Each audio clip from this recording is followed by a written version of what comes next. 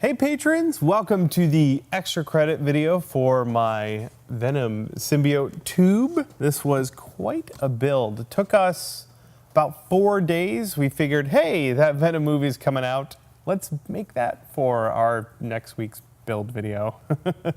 So yeah, about 4 days of work off and on. I don't ever get to work like 8 or 10 straight hours in the shop every day. There were a lot of different techniques in this video. There's some foam, I did some 3D printing, and the 3D print wasn't even for part of the prop. It was to make a tool to make part of the prop to hold my PVC pipe. So that was really fun. Let's see, I did some heat bending of acrylic. That was probably the most challenging part. It's just barely in there.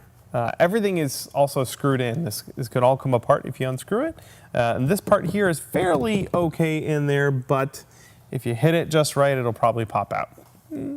But it looks pretty great as a display piece. If I had got like a big acrylic tube that was already a cylinder, that would have been amazing, but they are hard to come by and quite expensive. So I already had a sheet of acrylic plastic. I figured I'd use that. It turned out okay. Of course, I had to sneak some electronics in there. Super simple, just two 12-volt LED strips running to this 9-volt battery. So they're a little dim, but I actually think it looks really good.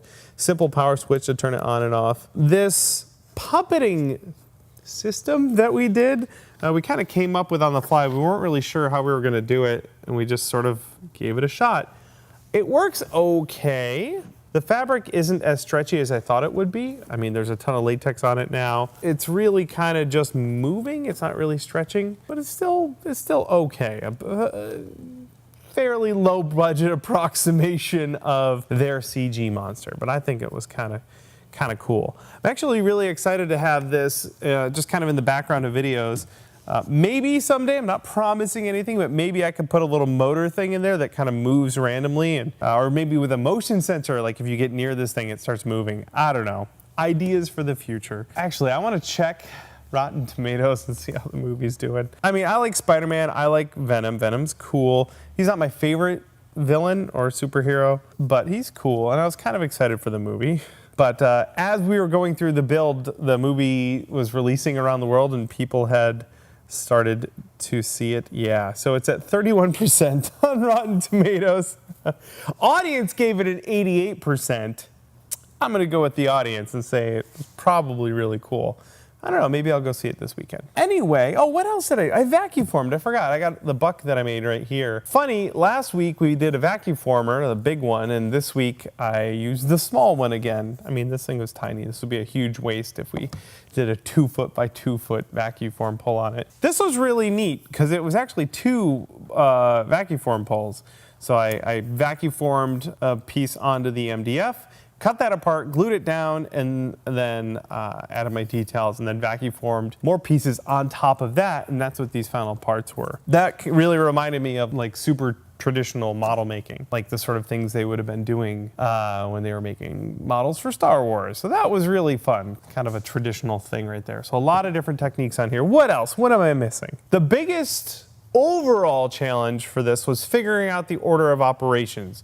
What pieces had to go on at different points so that it would all fit together. And these kind of cap things were a pain because they cover this plastic, they overlap the butt cap arch that I made, and then this transparent plastic. So I had to paint the bottom part, then put the plastic on it, then put this part over it.